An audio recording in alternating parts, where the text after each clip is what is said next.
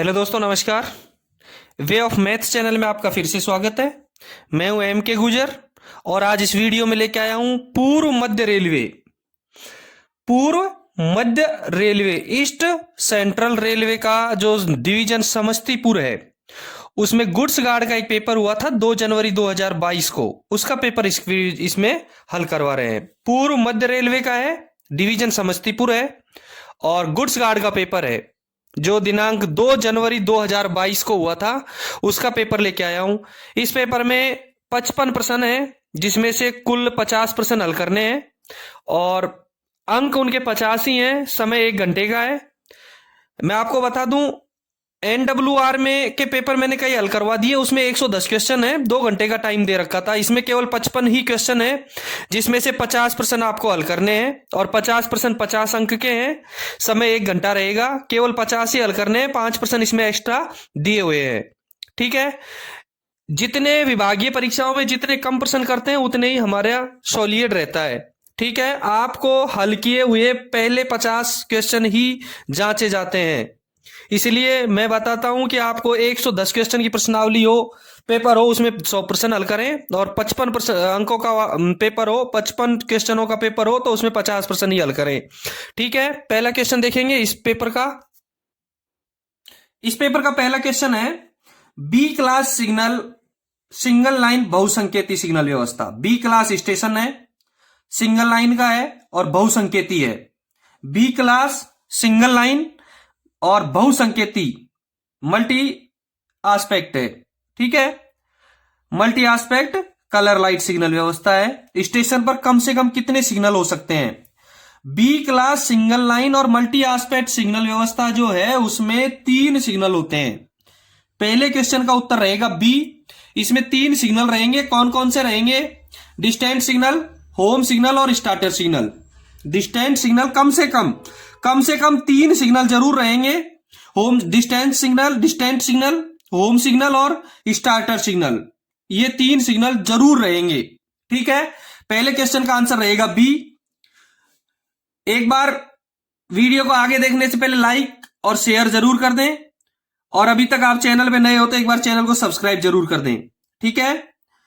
दूसरा नंबर का क्वेश्चन है, जब कोई रोक सिग्नल न्यूनतम दृश्यता से दिखाई ना दे।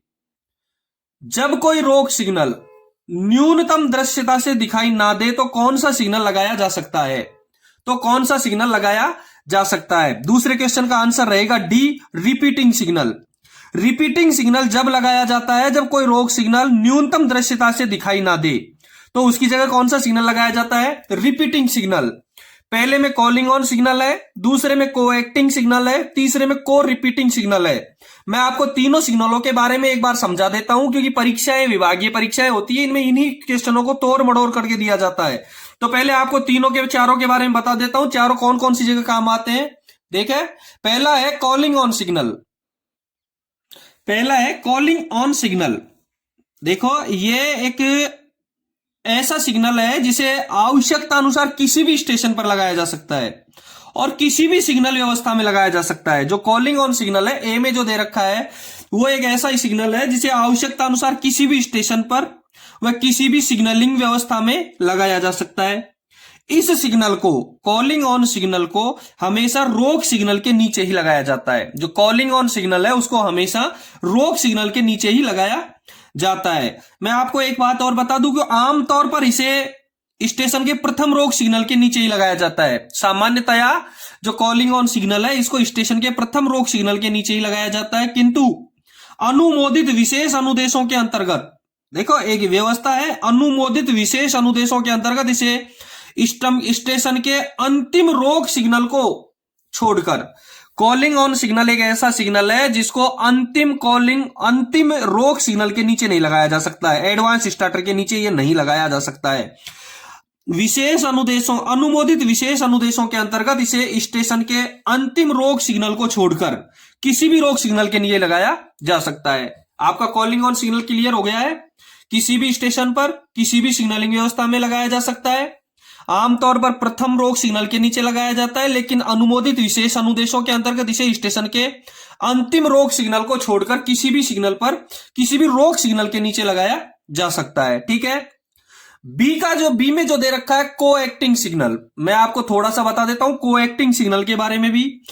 देखो को एक्टिंग सिग्नल का जो सिग्नल है वो लगाया जाता है कि जहां किसी रुकावट के कारण या अन्य किसी कारण से लोको पायलट को कोई सिग्नल एक बार दिखाई देने के बाद लगातार उसे पार करने तक दिखाई न दे तो लोको पायलट को उस सिग्नल के संकेत लगातार दिखाने के लिए ठीक वैसा ही एक और सिग्नल उसी सिग्नल के खंभे पर, जो सिग्नल ये सिग्नल है, सिग्नल के जस्ट ऊपर एक सिग्नल और लगा दिया जाता है लगातार दिखाने के लिए। ठीक वैसा ही एक और सिग्नल उसी सिग्नल के खंभे पर लगाया जाता है ताकि दोनों में से कोई एक सिग्नल उसे लगातार दिखाई देता रहे। जो को एक्टिंग सिग्नल वो उसी की जैसे एक्टिंग करता है, यानी ऐसा सिग्नल उसी खंभे पर लगाया जाता है जिसमें से दोनों में से कोई एक सिग्नल पायलट को लगातार दिखाई देता रहे। ऐसे सिग्नल को को एक्टिंग सिग्नल या इसको डुप्लीकेट सिग्नल भी कहेंगे। ठीक है, बी आपका क्लियर हो गया। सी में जो को रिपीटिंग सिग्नल दे रखा है, को रिपीटिंग सिग्नल को हम रिपीटिंग सिग्नल ही कहते हैं। और रिपीटिंग का मतलब होता है उसका रिपीट करने वाला, यानी संरक्षा की दृष्टि से कोई भी सिग्नल लोको पायलट को इतनी दूरी से अवश्य दिखाई देना चाहिए ताकि आवश्यकता अनुसार वह अपनी गाड़ी को उस सिग्नल पर खड़ी कर सके। सिग्नल की जो डिस्टेंस है वो इतनी होनी चाहिए, वो इतनी विजिबिलिटी इतनी दूर से होनी चाहिए कि वो आराम से वहां तक ब्रेक अप्लाई कर सके। जहां कोई सिग्नल गोलाई के कारण या लोको पायलट को इतनी दूरी से दिखाई नहीं देता है, को रिपीटिंग सिग्नल की बात चल रही है, को हटा करके हम रिपीटिंग सिग्नल कहते हैं। जहां कोई सिग्नल गोलाई के कारण लोको पायलट को इतनी दूरी से नहीं दिखाई देता है तो उस सिग्नल के संकेत को दोहराने के लिए, रिपीट करने के लिए उससे पहले एक सिग्नल लगाया जाता है जिसे रिपीटिंग सिग्नल कहते हैं। जैसे दिखाई नहीं दे रहा है गोलाई के कारण या कोई कर्व के कारण या कोई टर्नल के कारण कोई सिग्नल दिखाई नहीं दे रहा है तो उसके ठीक पहले एक उसको उस सिग्नल के संकेत को दोहराने के लिए रिपीटिंग सिग्नल लगाया जाता है, उस सिग्नल को रिपीटिंग सिग्नल कहते हैं। ठीक है, को रिपीटिंग सिग्नल। और रिपीटिंग सिग्नल, कोई सिग्नल न्यूनतम दृश्यता से दिखाई नहीं दे तो कौन सा सिग्नल लगाया जाता है, वो रिपीटिंग सिग्नल है। दूसरे का उत्तर रहेगा डी। ठीक है, तीसरा क्वेश्चन का देखेंगे। तीसरे क्वेश्चन में है निम्नलिखित में से कौन सा टर्न राउंड एग्जामिनेशन पॉइंट नहीं है। निम्न में से कौन सा टर्न राउंड एग्जामिनेशन पॉइंट नहीं है। ए में हाजीपुर, दूसरा मुजफ्फरपुर और बरौनी और समस्तीपुर। ध्यान रहे ये पेपर 2 जनवरी 2022 को गुड्स गार्ड के लिए हुआ था, पूर्व मध्य रेलवे में और समस्तीपुर डिवीजन का। और समस्तीपुर डिवीजन में एक हाजीपुर ऐसा स्टेशन है जहां टर्न राउंड एग्जामिनेशन पॉइंट नहीं है। हाजीपुर में टर्न राउंड एग्जामिनेशन पॉइंट नहीं है, मुजफ्फरपुर, बरौनी और समस्तीपुर में है, इसलिए तीसरे का उत्तर रहेगा ए हाजीपुर। ठीक है, चौथा क्वेश्चन देखेंगे। चौथे क्वेश्चन में है निम्न में कौन सुमेलित है। निम्न में से कौन सुमेलित है, जो सुमेलित है उसका बताना है। सबसे पहले में दे रखा है AC 3 tier sleeper, AC 3 tier sleeper, उसका कोड दे रखा है WAACCN, ये गलत है। एसी 3 टायर स्लीपर का जो कोड होता है वो होता है WGACCN, या ए की जगह सी आना चाहिए था। एसी 3 टायर स्लीपर का कोड होता है WGACCN। ठीक है, दूसरा बी में दे रखा है non AC 3 tier sleeper, non AC 3 tier sleeper का कोड दे रखा है WGACCW, ये भी गलत है क्योंकि WGACCW एसी 2 टीयर स्लीपर का कोड होता है। WGACCW एसी 2 टीयर स्लीपर का कोड होता है। तीसरे में दे रखा है AC first class, AC first class, और एसी फर्स्ट क्लास का कोड होता है WFC और WAC। ठीक है, ये इसका कोड है, इसका मतलब ये सही है, ये सही है, तो सी सही रहेगा इसमें।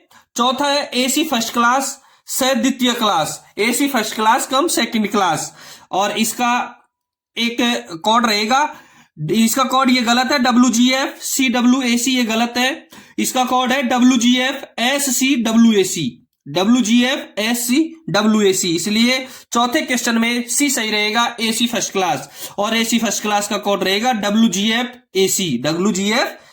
ठीक है, चौथे का सी सही है। 5वें नंबर का क्वेश्चन देखेंगे। इससे पहले मैं आपको एक बार बता दूं, यदि आपने चैनल को सब्सक्राइब नहीं किया है तो एक बार चैनल को सब्सक्राइब जरूर करें। दूसरा, इससे पहले के कई परीक्षाओं के क्वेश्चन बहुत सारे मैंने हल करवा रखे हैं, उनका लिंक सारे सबका डिस्क्रिप्शन में दे रखा है, वो आप उधर से जरूर देखना। विभागीय परीक्षाओं में इन्हीं प्रश्नों को तोड़ मरोड़ करके दिया जाता है। पांचवा क्वेश्चन है, मालगाड़ी एग्जामिनेशन पॉइंट निम्न में से कौन सही है? मालगाड़ी एग्जामिनेशन पॉइंट निम्न में से कौन सही है? ठीक है, पहला दे रखा है PTRU पटराटू, इसका पटराटू स्टेशन है। पटराटू स्टेशन पे बॉक्सन प्लस CC और प्रीमियम ये नहीं होता है, ये गलत है। NRPA नारायणपुर अनंत, ये इसमें BCN प्रीमियम प्लस CC, इसका भी ये गलत है, यहां नहीं होता है। BRWD बरवाड़ी, और बरवाड़ी में BO BRN यानी ओनली इसका CC होता है, BO BRN का CC होता है बरवाड़ी में, इसलिए इसका 5 में C सही रहेगा। OBR Obra dam, Obra dam में भी कोई ऐसा पॉइंट मालगाड़ी का एग्जामिनेशन पॉइंट नहीं है, इसलिए 5वें क्वेश्चन में C सही रहेगा। इसका आपको विस्तृत देखना है तो आप समस्तीपुर के WTT में जरूर देखें एक बार। समस्तीपुर के WTT में इन सारी चीजों का उल्लेख दिया हुआ है, आप WTT सही रहेगा उसमें जरूर देख लें। ठीक है, 5वें क्वेश्चन का C आंसर सही रहेगा। छठा क्वेश्चन देखेंगे। छठे क्वेश्चन में दे रखा है, एक्सीडेंट मैन्युअल के अनुसार एक्सीडेंट को कितने प्रकार में बांटा गया है? एक्सीडेंट मैन्युअल, यदि आपने एक्सीडेंट मैन्युअल पढ़ी है तो उसमें सबसे पहले ही दे रखा है कि एक्सीडेंट मैन्युअल में एक्सीडेंट को 16 भागों में बांटा है। आई से ए से लेकर के आर तक डिवाइड किया है। एक्सीडेंट मैन्युअल में एक्सीडेंट को ए से लेकर के आर तक डिवाइड किया है, केवल आई और ई को छोड़ करके। ए से लेकर के आर तक 18 अक्षर होते हैं, उसमें से आई और ई को छोड़ देंगे तो 16 डिवाइड हो जाएगा। 16 भागों में एक्सीडेंट मैन्युअल के अनुसार एक्सीडेंट को 16 भागों में बांटा गया है, इसलिए छठे क्वेश्चन का आंसर रहेगा डी, नॉन ऑफ दीज। और 16 भागों में बांटा गया है, ए से आर तक डिवाइड किया गया है, जिसमें से आई और ई को हटा दिया गया है। ठीक है, छठे क्वेश्चन का आंसर रहेगा डी, निम्न में से कोई नहीं, और क्लियर रहेगा, इसको 16 भागों में बांटा गया है, 1 से 16 तक नहीं बांटा गया है। ए से लेकर के आर तक डिवाइड किया गया है, जिसमें आई और ई को छोड़ दिया गया है। ठीक है, 7वां क्वेश्चन देखेंगे। स्टार्टर सिग्नल पार करके खड़ी गाड़ी को वहीं से रवाना करने के लिए लोको पायलट व गार्ड को कौन सा प्राधिकार पत्र दिया जाता है? स्टार्टर सिग्नल को पार करके कोई गाड़ी खड़ी है तो गाड़ी को वहीं से रवाना करने के लिए लोको पायलट व गार्ड को कौन सा अधिकार पत्र दिया जाता है?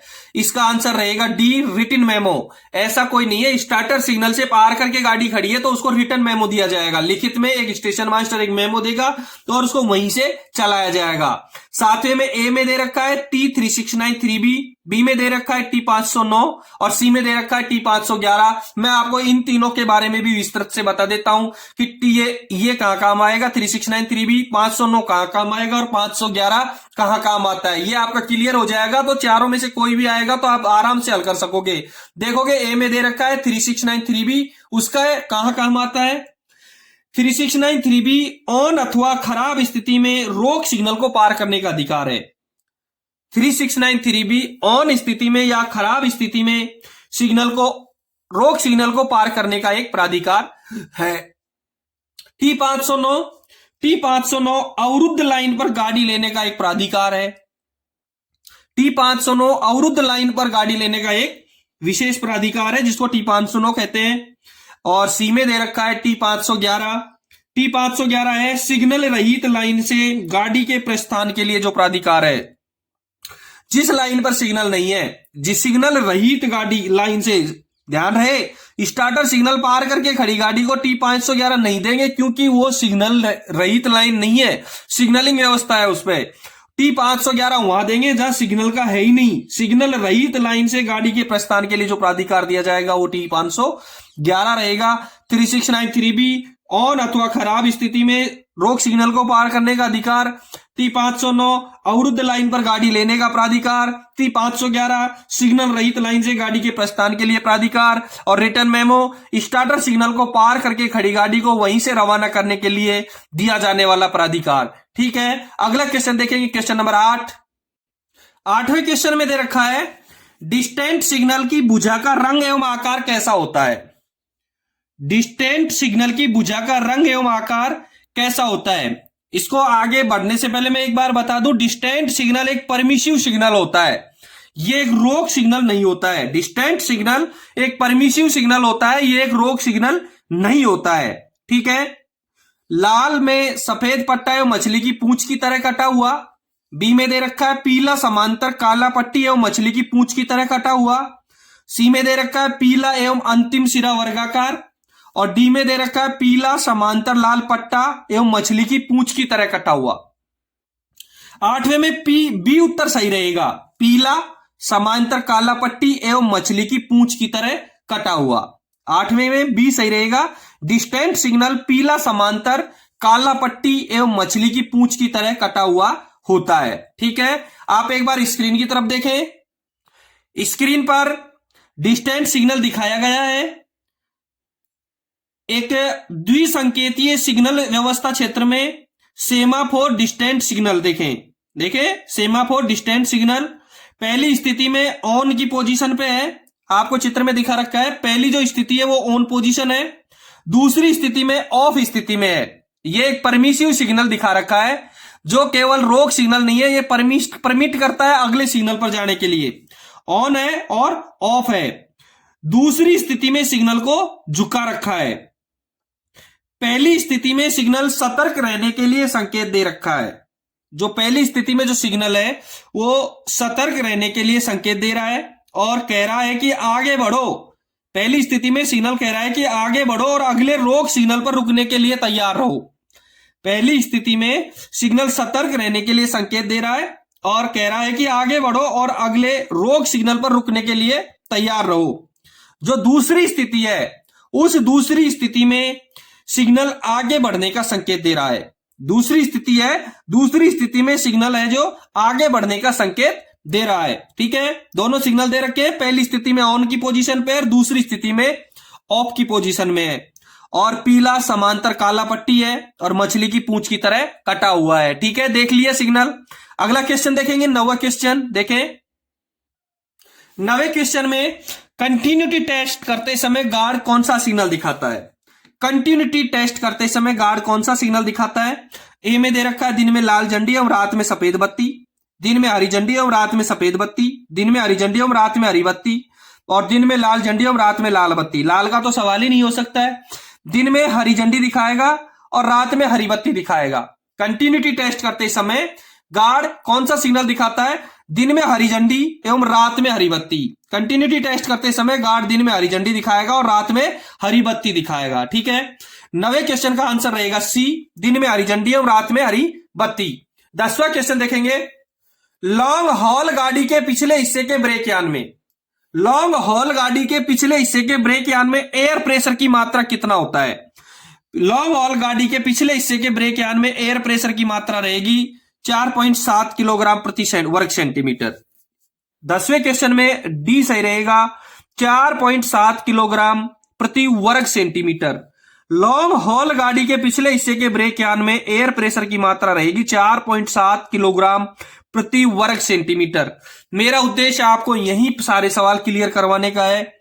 आप जरूर वीडियो को बार बार देखोगे, परीक्षा से पहले 1-2 बार देख लोगे तो मैं कहता हूं गारंटी से ये प्रश्न पत्र बिल्कुल आपके क्लियर हो जाएंगे। 11वां क्वेश्चन देखेंगे। केवल एक गाड़ी पद्धति में जिस स्टेशन से गाड़ी ओरिजिनेट होती है, जहां से गाड़ी बन करके चलती है, उस स्टेशन को क्या कहेंगे? केवल एक गाड़ी पद्धति में जिस स्टेशन से गाड़ी ओरिजिनेट होती है उस स्टेशन को ओरिजिनेटिंग स्टेशन ही कहेंगे। उस स्टेशन को क्या कहेंगे? ओरिजिनेटिंग स्टेशन कहेंगे। 11वें क्वेश्चन का उत्तर रहेगा सी, ओरिजिनेटिंग स्टेशन। एक चीज का मैं क्लियर करवा दूं, केवल एक गाड़ी पद्धति की जो अनुमति है वो पीसीओम देता है। प्रिंसिपल चीफ ऑपरेशन मैनेजर है, वो केवल एक गाड़ी पद्धति की परमिशन है वो केवल पीसीओम देता है।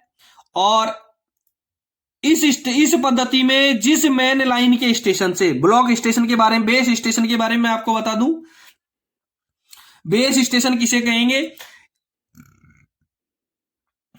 इस पद्धति में जिस मेन लाइन के स्टेशन से ब्रांच लाइन निकल रही है, जहां से मेन लाइन के स्टेशन से जो ब्रांच लाइन निकलती है, जहां से एक गाड़ी पद्धति शुरू होती है, उस स्टेशन को बेस स्टेशन कहेंगे। बाकी ओरिजिनेटिंग स्टेशन उसे कहेंगे जहां से गाड़ी चलती है, जहां से गाड़ी ओरिजिनेट होती है। ठीक है, अंतिम स्टेशन को टर्मिनेट स्टेशन कहेंगे। बेस स्टेशन उसे कहेंगे जिस मेन लाइन के स्टेशन से ब्रांच लाइन निकल रही है उसे बेस स्टेशन, और अंतिम स्टेशन को टर्मिनस स्टेशन कहेंगे। ऑरिजिनेटिंग स्टेशन उसे कहेंगे जहां से गाड़ी ऑरिजिनेट होती है। इसलिए 11वें उत्तर का क्वेश्चन रहेगा सी, ऑरिजिनेटिंग स्टेशन। ठीक है, 12वां क्वेश्चन देखेंगे। 25 केवी एसी ट्रैक्शन में ओएचई से कितने मीटर की दूरी के अंदर डेंजर जोन होता है? कितने मीटर की दूरी के अंदर डेंजर जोन होता है? इसका क्लियर है 2 मीटर की। इसकी जो त्रिज्या है 25 केवी एसी ट्रैक्शन की जो त्रिज्या है चारों तरफ का जो डेंजर जोन की त्रिज्या है वो 2 मीटर है। इसलिए 25 केवी एसी ट्रैक्शन में ओएचई में 2 मीटर का जो होता है वो डेंजर जोन होता है। इसका डेंजर जोन कितने मीटर का होता है? 2 मीटर का होता है। 12वें क्वेश्चन का आंसर रहेगा बी, केवल 2 मीटर का डेंजर जोन रहेगा। ठीक है, 13वां क्वेश्चन देखेंगे। 13वें क्वेश्चन में दे रखा है सामग्री गाड़ी का बचाव करते समय बैनर फ्लैग अवरोध से कितनी मीटर की दूरी पर लगाया जाता है? सामग्री गाड़ी का बचाव करते समय, मटेरियल ट्रेन का बचाव करते समय बैनर फ्लैग अवरोध से कितने मीटर की दूरी पर लगाया जाएगा? मैं आपको क्लियर करवा दूं कि सामग्री गाड़ी का बचाव करते समय बैनर फ्लैग 600 मीटर पर और फिर 10-10 मीटर पर 2 पटाखे लगाए जाएंगे। सामग्री गाड़ी का बचाव करते समय बैनर फ्लैग 600 मीटर पर और फिर 10-10 मीटर पर 2 पटाखे लगाए जाएंगे। इसलिए 13वें क्वेश्चन का आंसर रहेगा सी, 600 मीटर। 13वें क्वेश्चन का आंसर रहेगा सी, 600 मीटर। ठीक है, 14वें नंबर का क्वेश्चन देखेंगे। उपनगरीय गाड़ी के गार्ड को, 14वां नंबर का क्वेश्चन है, उपनगरीय गाड़ी के गार्ड को रवाना होने के निर्धारित समय से कितने मिनट पहले ड्यूटी पर आना चाहिए? और इसका परफेक्ट आंसर रहेगा 15 मिनट, बी। इसका परफेक्ट आंसर रहेगा 15 मिनट, बी। यानी उपनगरीय गाड़ी के गार्ड को गाड़ी रवाना होने के 15 मिनट पहले ड्यूटी पर आना पड़ेगा। उपनगरीय गार्ड को गाड़ी के रवाना होने के निर्धारित समय से 15 मिनट पहले ड्यूटी पर आना जरूरी है, जाना आवश्यक है। 15 नंबर का क्वेश्चन देखेंगे। मंडल में स्थित रूलिंग ग्रेडियंट का उल्लेख किस में होता है? डिवीजन में जो ग्रेडियंट का उल्लेख है वो कहां होता है? ए में एसडब्ल्यूआर दे रखा है। एसडब्ल्यूआर की फुल फॉर्म बता दूं मैं, स्टेशन वर्किंग रूल्स। बी में डब्ल्यूटीटी दे रखा है, वर्किंग टाइम टेबल। सी में जी&एसआर दे रखा है। डी में नॉन ऑफ दीज, इनमें से कोई नहीं दे रखा है। 15वें क्वेश्चन का आंसर रहेगा बी, डब्ल्यूटीटी में डिवीजन के अंदर जो ग्रेडियंट का उल्लेख होता है वो डब्ल्यूटीटी में होता है। इसलिए 15वें क्वेश्चन का आंसर रहेगा B, WTT, working time table. ठीक है, 16वें नंबर का क्वेश्चन देखेंगे। इलेक्ट्रीफाई सेक्शन में ओएचई क्लियरेंस किस से कम होने पर गाड़ी का संचालन रोक दिया जाएगा? इलेक्ट्रीफाई सेक्शन में ओएचई क्लियरेंस किससे कम होने पर गाड़ी का संचालन रोक दिया जाएगा? देखो, ये जो क्लियरेंस वाली स्थिति होती है ये केवल ओडीसी ट्रेनों में ही होती है। जो क्लियरेंस वाली स्थिति होती है वो केवल ओडीसी ट्रेनों में ही होती है। जब क्लियरेंस 100 से कम रहेगा, उत्तर रहेगा इसका सी। जब क्लियरेंस 100 से कम रहेगा तब इलेक्ट्रीफाई सेक्शन में गाड़ी संचालन रोक दिया जाएगा। जब इलेक्ट्रिक सेक्शन में गाड़ी का संचालन रोक दिया जाएगा जब क्लियरेंस 100 mm से कम रहेगा। और मैं क्लियर करवा दूं आपका कि जब क्लियरेंस 100 से लेकर के 340 mm तक होता है, इलेक्ट्रीफाई सेक्शन में ओएचई क्लियरेंस का जो क्लियरेंस है वो 100 से लेकर के 340 mm तक होता है, तो गाड़ी की स्पीड 15 किलोमीटर प्रति घंटे होगी। लेकिन गाड़ी तभी संचालित होगी जब ओएचई में बिजली बंद रहेगी। जब क्लियरेंस 100 से लेकर के 340 mm तक रहेगा तो इसकी जो गाड़ी की स्पीड है वो 15 kmph रहेगी और गाड़ी तभी संचालित होगी जब ओएचई में बिजली बंद कर दी होगी। ठीक है, दूसरी स्थिति है कि जब क्लियरेंस 340 से लेकर के 390 mm होगा। ओएचई का जो क्लियरेंस है इलेक्ट्रीफाई सेक्शन में 340 से लेकर के 390 mm होगा, तो गाड़ी की स्पीड 15 kmph ही होगी, चाहे ओएचई में बिजली हो या न हो। जब क्लियरेंस अपना 340 से 390 का होगा तो स्पीड 15 kmph की होगी, चाहे ओएचई में लाइट आती रहे चाहे नहीं आए, कोई दिक्कत नहीं है। और 390 से अधिक क्लियरेंस होगा तो गाड़ी में कोई गति प्रतिबंध नहीं होगा। 340 mm से ज्यादा यदि क्लियरेंस है ओएचई का, इलेक्ट्रीफाई सेक्शन में ओएचई का क्लियरेंस 340 से ज्यादा है तो उसकी कोई गाड़ी की स्पीड नहीं रहेगी, कोई स्पीड रेस्ट्रिक्शन उसमें नहीं लगा रहेगा, गाड़ी नॉर्मल स्पीड से जाएगी जितनी उस सेक्शन की लिमिट है। ठीक है, इसलिए 16वें क्वेश्चन का आंसर रहेगा कि कम से कम 100 mm रहेगा तो गाड़ी संचालन पर रोक रहेगी, 100 से 340 रहेगा तो गाड़ी 15 kmph से जाएगी लेकिन OHE बंद रहे, लाइट बंद रहेगी, और 340 से 390 रहेगी तो 15 kmph से जाएगी चाहे लाइट है या नहीं है, और 390 से ज्यादा क्लियरेंस रहेगा तो गाड़ी पर नॉर्मल स्पीड से जाएगी, कोई दिक्कत नहीं है। ठीक है, 16वें नंबर का क्वेश्चन क्लियर है आपका, सी सही है। 17वें नंबर का क्वेश्चन देखेंगे। 17वें नंबर के क्वेश्चन से पहले एक चीज मैं हल करवा बता दूं आपको कि विभागीय परीक्षाओं के बहुत सारे पेपर मैंने हल करवा रखे हैं, उनके लिंक डिस्क्रिप्शन में दे रखे हैं, आप वहां से जरूर देखें। अभी आप चैनल पर नए हैं तो एक बार चैनल को सब्सक्राइब जरूर करें। ठीक है, देखेंगे 17वां क्वेश्चन। 17वें क्वेश्चन में दे रखा है, निम्न में से कौन किसी सेक्शन को लॉन्ग हॉल के लिए चिन्हित एवं अधिसूचित करता है? कौन, यानी GM, general manager, CRS, commissioner of railway safety, PCOM, principal chief operation manager, PCE, principal chief engineer. इनमें से कौन किसी सेक्शन को लॉन्ग हॉल के लिए चिन्हित करता है? लॉन्ग हॉल के लिए चिन्हित करता है PCOM, principal chief operation manager. मुख्य प्रधान परिचालन प्रबंधक है, उसके द्वारा किसी सेक्शन को लॉन्ग हॉल के लिए चिन्हित किया जाता है। ठीक है, 17वें क्वेश्चन का आंसर रहेगा सी। 18 नंबर का क्वेश्चन देखेंगे। LHB रैक की AC चेयर कार का कोड क्या है? LHB रैक की AC चेयर कार का कोड क्या है? ठीक है, अब इसमें मैं आपको एक चीज क्लियर करवा दूं, AC चेयर कार का कोड इसमें B सही है, लेकिन यहां S की जगह C आएगा। S की जगह क्या आएगा? यहां C आएगा, इसका B सही है, LWCZAC। LHB रैक में AC चेयर कार का कोड B है, जिसका कोड रहेगा LWCZAC, बाकी सारे गलत हैं। 18वें का आंसर रहेगा B, AC चेयर कार का कोड LWCZAC रहेगा। ठीक है, 19वां क्वेश्चन देखेंगे। इंजन की हेडलाइट खराब होने पर गाड़ी की गति क्या होगी? इंजन की हेडलाइट खराब होने पर गाड़ी की गति क्या होगी? 40 kmph, 15 kmph, 30 kmph और 60 kmph दे रखी है। इंजन की हेडलाइट खराब है तो गाड़ी की गति रहेगी A, 40 kmph प्रति घंटा।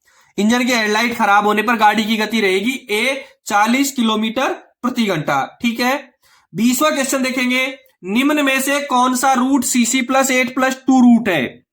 निम्न में से कौन सा रूट CC+8+2 रूट है? आपको पहले मैं क्लियर करवा दूं कि MFP SGL मुजफ्फरपुर जंक्शन और सगोली जंक्शन ये एक सेक्शन है। दूसरा SHC और DMA सहरसा जंक्शन और दामोदर जंक्शन ये भी एक सेक्शन है। KGG और SP खगड़िया जंक्शन और साइदापेट, इसमें A सही रहेगा। जो रूट है CC+8+2 जो रूट है वो है MFP और SGL, MFP और SGL। इसका आंसर रहेगा A, मुजफ्फरपुर जंक्शन से सगोली जंक्शन, मुजफ्फरपुर जंक्शन से सगोली जंक्शन, मुजफ्फरपुर जंक्शन से सगोली जंक्शन, यानी 20वें क्वेश्चन का A सही रहेगा। ठीक है, MFP SGL। ठीक है, अब क्वेश्चन नंबर देखेंगे 21वां। 21वें क्वेश्चन में एक इलेक्ट्रिक लोको दे रखा है WAM4 इलेक्ट्रिक लोको है, उसकी विशेषता दे रखी है और पूछ रहा है कि इसमें कौन सी विशेषता इस लोको की नहीं है। कोको, ये एक बोगी अरेंजमेंट टाइप होता है, इंजन है वो, जो लोको है WAM4 वो कोको टाइप का, बोगी अरेंजमेंट टाइप कौन सा है उसका? कोको। ठीक है, ये इसकी विशेषता है कि WAM4 जो लोको होता है इलेक्ट्रिक, उसकी बोगी अरेंजमेंट टाइप कोको प्रकार की होती है। दूसरा दे रखा है बी में टन, वजन दे रखा है इसका 108.9 टन, लेकिन WAM4 जो इलेक्ट्रिक लोको होता है उसका वजन 108.9 टन नहीं होता है, उसका वजन होता है 112.8 टन। उसका वजन कितना होता है? 112.8 108 टन का होता है। जो WAM फॉर इलेक्ट्रिक लोको है उसका वेट होता है 112.8 टन का। ये इसकी विशेषता नहीं है, इसलिए 21वें क्वेश्चन का बी सही रहेगा। सी में दे रखा है 19,974 mm लेंथ होती है उसकी, 19,974 mm इसकी लेंथ है। ये भी सही है कि इसकी 19,974 mm इसकी लंबाई होती है और 3640 हॉर्स पावर का ये होता है। जो WAM4 जो इंजन है, जो लोको है इलेक्ट्रिक, उसका हॉर्स पावर कितना होता है? 3640 हॉर्स पावर का होता है। 21वें क्वेश्चन का बी आंसर सही रहेगा। ठीक है, ये क्वेश्चन कैसे भी आ सकता है। यहाँ यदि 112.8 हो गया और यहाँ 3650 हो गए तो इसका ये सही हो जाएगा। आप WAM फॉर इलेक्ट्रिक लोको की सारी विशेषताएं देख लो। इसका जो बोगी अरेंजमेंट टाइप ये कोको प्रकार का होता है।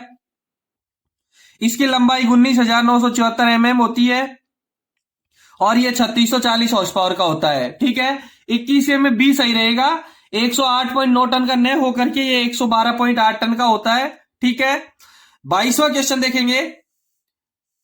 22वें क्वेश्चन को हल करवाने से पहले मैं एक बार बता दूं, यदि आपने कोई पेपर ऐसा रख रखा है अपनी विभागीय परीक्षा का, तो वो मेरे टेलीग्राम चैनल लाइक का सब्सक्राइब करके उस पर जरूर मेल करना, भेजना। टेलीग्राम चैनल पे मेरे को जरूर भेजना। मेरा व्हाट्सएप नंबर और टेलीग्राम नंबर एक ही है। 22वां क्वेश्चन है डीजल लोको का है। 22वां क्वेश्चन है डीजल लोको का, WDM3D। WDM3D जो डीजल लोको है इसकी विशेषता नहीं है। देखो, ये भी coco bogie arrangement type coco प्रकार का ही है। 22वें का ए भी सही है। इसका बोगी अरेंजमेंट कोको प्रकार का है। इसका वेट है वो 117.8 टन का होता है। अब मैं आपको बता दूं, WDM3D जो लोको है वो दो प्रकार का होता है। एक तो with equal beam weight 117 ton का होता है, with equal beam weight 117 ton का होता है, और विदाउट इक्वल बीम 118.2 टन का होता है। दो प्रकार का होता है। एक तो इक्वल बीम वेट 117 टन का और विदाउट इक्वल बीम 118.2 टन का। दोनों ही इसमें नहीं है। इसमें 117.8 टन दे रखा है, इसलिए इसका भी बी सही रहेगा। क्योंकि इक्वल बीम यदि 117 होता तो भी सही रहता और 118.2 होता तो भी वो सही होता, लेकिन 117.8 टन है। इसकी लंबाई दोनों पोजीशनों में 15,632 mm होती है। WDM3D की जो लेंथ है वो 15,632 mm होगी और एक्शन लोड 19.5 होगा। इसका एक्शन लोड भी 19.5 होता है। ठीक है, इसलिए 22वें क्वेश्चन का आंसर भी रहेगा बी। 117.8 टन न होकर के इक्वल बीम वेट तो 117 होता है, विदाउट इक्वल बीम वेट होता है 118.2। 23वां क्वेश्चन देखेंगे। बॉक्सन की विशेषता नहीं है। एक मालगाड़ी का जो वैगन है उसका नाम लिया है इसने बॉक्सन, और बॉक्सन HL दोनों इसमें एक ही है। इस क्वेश्चन में इसका टेयर वेट 23.2 टन होता है, सही है। ग्रॉस वेट इसका 81.28 टन होता है। चाहे आप बॉक्सन को कह दो चाहे बॉक्सन HL कह दो, दोनों की यही विशेषता है। Tare weight 23.2 ton, gross weight 81.28 ton, action load 20.32 ton और पे लोड 88.10 टन। लेकिन ये गलत दे रखा है। इसका पे लोड होता है 58.08 टन। टेयर वेट 23.2 टन सही है, ग्रॉस वेट 81.28 टन सही है, एक्शन लोड 20.32 टन सही है। पे लोड बॉक्सन का 88.10 नहीं होता है, पे लोड होता है इसका 58.08 टन। बॉक्सन की विशेषता पे लोड 88.08 टन होता है, इसलिए 23वें क्वेश्चन का डी सही रहेगा। 23वें क्वेश्चन का डी सही रहेगा। ये इसकी विशेषता नहीं है, इसकी जगह 58.08 होना चाहिए। 24वां क्वेश्चन देखेंगे। यदि colour light signal blank of हो तो गार्ड को सूचना देने के लिए लोको पायलट कौन सी सीटी बजाएगा? यदि colour light signal blank of हो, ब्लैंक ऑफ बंद, बिल्कुल कुछ भी दिखाई नहीं दे रहा, उसको ऑन नहीं है, ब्लैंक ऑफ है। यदि colour light signal blank of हो तो गार्ड को सूचना देने के लिए लोको पायलट कौन सी सीटी बजाएगा? अब लंबी छोटी लंबी, ए में जो दे रखा है लंबी छोटी लंबी, लंबी फिर छोटी फिर लंबी, इसका मतलब है लोको पायलट लंबी छोटी लंबी बजा रहा है तो गाड़ी विभाजन होने पर। ए में जो दे रखा है लंबी छोटी लंबी, इसका लोको पायलट लंबी छोटी लंबी घंटी जब बजाता है सीटी जब गाड़ी पार्ट हो गई हो, गाड़ी विभाजन हो गई हो। दूसरा दे रखा है एक लंबी और दो छोटी। ये 24वें का परफेक्ट आंसर है। जब colour light signal blank of होता है तो गार्ड को सूचना देने के लिए लोको पायलट एक लंबी और दो छोटी सीटी बजाता है। जब colour light signal blank of होता है तो गार्ड को सूचना देने के लिए लोको पायलट एक लंबी और दो छोटी सीटी बजाता है। और लंबी छोटी लंबी सीटी जब बजाता है जब गाड़ी पार्ट हो गई हो, जब गाड़ी विभाजन हो जाने पर, गाड़ी का विभाजन होने पर लंबी छोटी लंबी सीटी बजाएगा। तीसरे में दो छोटी और एक लंबी, दो छोटी और एक लंबी चेन पुलिंग होने पर, क्या करने पर, चेन पुलिंग हो जाने पर दो छोटी और एक लंबी सीटी बजाएगा। और डी में लगातार लंबी सीटी स्टेशन पर गाड़ी रन थ्रू निकलने पर, एक स्टेशन का जो स्टेशन सेक्शन को क्लियर करती है रन थ्रू, उसमें लगातार लंबी सीटी बजाएगा। तो 24वें का आंसर रहेगा बी।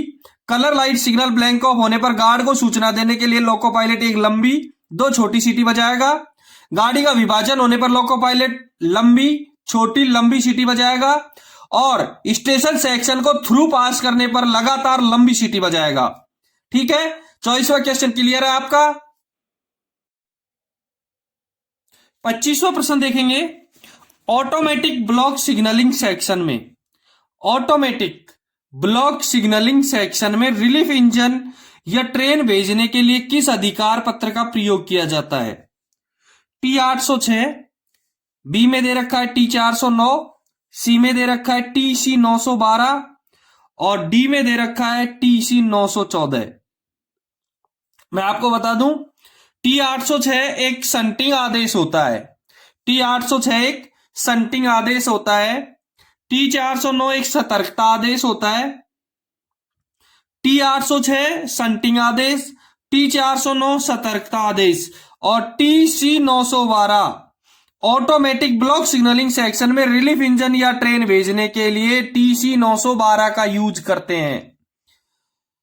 TC912 का यूज कहां करते हैं? ऑटोमेटिक ब्लॉक सिग्नलिंग सेक्शन में रिलीफ इंजन या ट्रेन भेजने के लिए। T806 एक संटिंग आदेश और T409 एक सतर्कता आदेश होता है। ठीक है, क्लियर हो गया। ए, बी और सी 25वें का तीनों क्लियर है।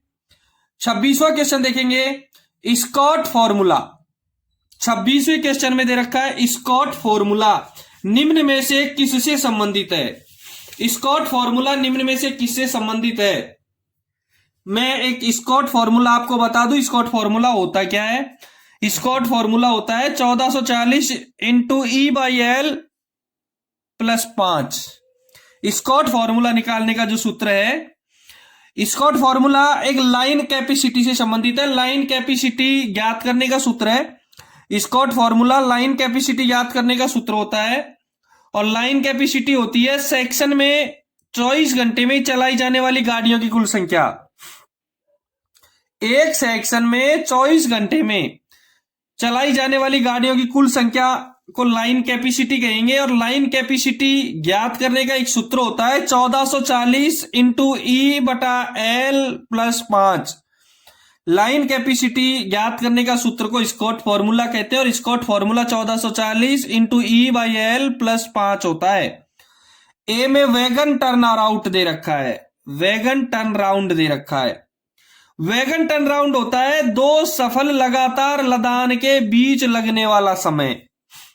वैगन टर्न राउंड होता है दो सफल लगातार लदान के बीच लगने वाला समय। और इंजन यूटिलाइजेशन 26वें में जो सी में दे रखा है, इंजन यूटिलाइजेशन क्या होता है? देखो, इंजन यूटिलाइजेशन होता है कि इंजन के द्वारा ट्रैफिक यूज में 24 घंटे का भाग देकर के जो आउटेज ज्ञात करते हैं, इसे इंजन यूटिलाइजेशन कहते हैं। इंजन के द्वारा ट्रैफिक यूज में 24 घंटे का भाग देकर के जो आउटेज ज्ञात करते हैं, उसे इंजन यूटिलाइजेशन कहते हैं। थ्रूपुट क्या होता है? 26वें क्वेश्चन में 5 शब्द हैं। स्कॉट फॉर्मूला, वैगन टर्न राउट, लाइन कैपेसिटी, इंजन यूटिलाइजेशन और थ्रूपुट। मैं आपको एक चीज बता दूं, जो हम पेपर सॉल्व कर रहे हैं, ये पेपर पूर्व मध्य रेलवे का है, गुड्स गार्ड का है, समस्तीपुर डिवीजन का। जो 2 जनवरी 2022 को जो पेपर लगा था उसका हल है। स्कॉट फॉर्मूला, लाइन कैपेसिटी याद करने का सूत्र होता है वैगन टर्न राउट, 2 सफल लगातार लदान के बीच लगने वाला समय होता है। लाइन कैपेसिटी, स्टेशन और सेक्शन पर 24 घंटों में चलाई जाने वाली गाड़ियों की कुल संख्या होती है। इंजन यूटिलाइजेशन, इंजन के द्वारा ट्रैफिक यूज में 24 घंटे 24 का भाग देकर के जो आउटेज ज्ञात किया जाता है उसे इंजन यूटिलाइजेशन कहते हैं। और थ्रूपुट, थ्रूपुट होता है किसी सेक्शन पर 24 घंटे के दौरान वहन किया जा सकने वाला यातायात। थ्रूपुट किसे कहेंगे? 24 घंटे के दौरान, किसी सेक्शन पर 24 घंटे के दौरान वहन किया जा सकने वाला यातायात क्या कहलाएगा? थ्रूपुट कहलाएगा। ठीक है। 27वां क्वेश्चन देखेंगे। क्लोज सर्किट ट्रैक की प्रारंभिक स्टेशन पर ब्रेक पावर कितना प्रतिशत होना चाहिए? क्लोज सर्किट ट्रैक की प्रारंभिक स्टेशन पर ब्रेक पावर कितना प्रतिशत होना चाहिए? पूरा 100%। क्लोज सर्किट का रैक की प्रारंभिक स्टेशन पर ब्रेक पावर पूरा 100% होना चाहिए और सेक्शन में भले ही उसका 90% हो सकता है, इसलिए 27वें क्वेश्चन का बी आंसर सही रहेगा। प्रारंभिक स्टेशन पर 100%, सेक्शन में भले ही उसका 90% हो सकता है, कोई दिक्कत नहीं है। ठीक है, 27वें का 100% रहेगा, बी आंसर सही रहेगा। 28वां क्वेश्चन देखेंगे। यदि आपने चैनल को सब्सक्राइब नहीं किया है तो एक बार सब्सक्राइब जरूर कर दें। इससे पहले के विभागीय परीक्षाओं के बहुत सारे पेपर मैंने पिछले वीडियो में हल करवा रखे हैं, उनका लिंक सभी का डिस्क्रिप्शन में दे रखा है, उधर से आप जरूर देख लें। 28वां क्वेश्चन है, गाड़ी का पूर्ण आगमन सुनिश्चित करने के लिए गार्ड के पास कौन सा रजिस्टर भेजा जाता है? स्टेशन मास्टर के द्वारा गाड़ी का पूर्ण आगमन सुनिश्चित करने के लिए गार्ड के पास T1410 भेजा जाता है। ए में जो दे रखा है T1410, ये एक गाड़ी का संपूर्ण आगमन रजिस्टर होता है। T1410 गाड़ी का संपूर्ण आगमन रजिस्टर, अंग्रेजी में इसको ट्रेन इंटैक्ट अराइवल रजिस्टर कहते हैं। ट्रेन इंटैक्ट अराइवल रजिस्टर कहेंगे। ध्यान रहे, ट्रेन इंटैक्ट अराइवल रजिस्टर के अंदर 5 कॉलम होते हैं। पहला कॉलम सीरियल का होगा, दूसरा डेट का होगा, तीसरा ट्रेन नंबर का होगा, चौथा आगमन का समय और 5वां गार्ड के हस्ताक्षर। T1410 गाड़ी का पूर्ण आगमन रजिस्टर होता है जो गाड़ी का पूर्ण आगमन सुनिश्चित करने के लिए गार्ड के पास भेजा जाता है। इसके 5 भाग होते हैं। पहला सीरियल नंबर, दूसरा समय तारीख डेट, तीसरा train number. Serial number, date और ट्रेन नंबर स्टेशन मास्टर के द्वारा डाला जाता है। आगमन का समय और गार्ड के हस्ताक्षर दोनों कॉलम गार्ड के द्वारा भरे जाते हैं। ठीक है, 28वें क्वेश्चन का आंसर रहेगा ए T1410। 29वां क्वेश्चन देखेंगे। गाड़ी को ब्लॉक सेक्शन में पुशबैक करते समय अधिकतम गति क्या होगी? 28वें क्वेश्चन में दे रखा है, गाड़ी को ब्लॉक सेक्शन में पुशबैक करते समय अधिकतम गति क्या होगी? गाड़ी को ब्लॉक सेक्शन में पुशबैक करते समय अधिकतम गति 8 किलोमीटर प्रति घंटा होगी, जो इसमें कहीं भी नहीं दे रखा है। 15, 20, 25, 10 दे रखा है, लेकिन पुशबैक करते समय 8 किलोमीटर प्रति घंटा होगी। इसकी स्पीड 8 किलोमीटर प्रति घंटा होगी। ध्यान रहे, मेटेरियल ट्रेन यदि पुशबैक कर रहे हैं मेटेरियल ट्रेन यदि हम पुशबैक कर रहे हैं तो ब्रेक वाहन आगे हो तो सीधी लाइन पर 25 kmph होगी। इसमें 29वें सवाल में सी जो दे रखा है, ये 25 कहां सही है? जब ट्रेन मेटेरियल ट्रेन हो, जब ट्रेन मेटेरियल ट्रेन हो उसको पुशबैक कर रहे हैं और ब्रेक वाहन आगे है। मेटेरियल ट्रेन हो उसको पुशबैक कर रहे हैं और ब्रेक वैन आगे है, तो सीधी लाइन पर उसकी गति 25 किलोमीटर प्रति घंटा होगी। 25 किलोमीटर प्रति घंटा होगी। जब ब्रेक वाहन आगे नहीं हो और टर्न आउट हो, जब ब्रेक वाहन आगे नहीं हो या टर्न आउट हो तो 8 किलोमीटर प्रति घंटे होगी। तो कितनी होगी? 8 किलोमीटर प्रति घंटे होगी। यानी गाड़ी, 2 प्रकार की गाड़ी होती है, एक सवारी गाड़ी होती है, एक माल जो एक मेटेरियल ट्रेन होती है और एक दूसरी ट्रेन होती है। दूसरी यानी गुड्स ट्रेन कहेंगे या हम सवारी पैसेंजर ट्रेन कहेंगे। तो मेटेरियल ट्रेन को पुशबैक करते समय जब ब्रेक वैन आगे हो और सीधी लाइन पर हो तो 25 किलोमीटर प्रति घंटा, और जब ब्रेक वैन आगे नहीं हो, टर्न आउट पर हो तो 8 किलोमीटर प्रति घंटा। अन्य गाड़ियों की पुशबैक करते समय अधिकतम स्पीड 8 kmph की होगी। ठीक है। 29वें सवाल का उत्तर रहेगा अन्य गाड़ी के लिए 8 kmph और मटेरियल गाड़ी के लिए 25 kmph।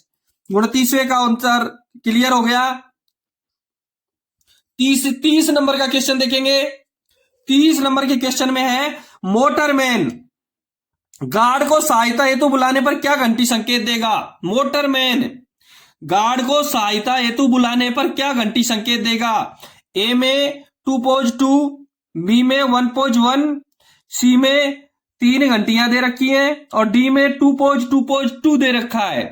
ठीक है, मैं आपको पूरी क्लियर करवा देता हूं सारी क्या क्या है। पहले में मोटरमैन गार्ड के लिए 2.2 कब देगा। ऑटोमेटिक सिग्नल को ऑन स्थिति में जब पार कर रहा होता है तो मोटरमैन गार्ड को 2.2 संकेत देगा। तीसरे में जो ए में दे रखा है 2.2, उसका मतलब है ऑटोमेटिक सिग्नल को ऑन स्थिति में जब पार करता होता है ड्राइवर, मोटरमैन जब ऑटोमेटिक सिग्नल को ऑन स्थिति में पार कर रहा होता है तो गार्ड के लिए 2.2 संकेत देता है। कौन सा संकेत देता है। 2.2 संकेत देता है। 1.1 कब देता है।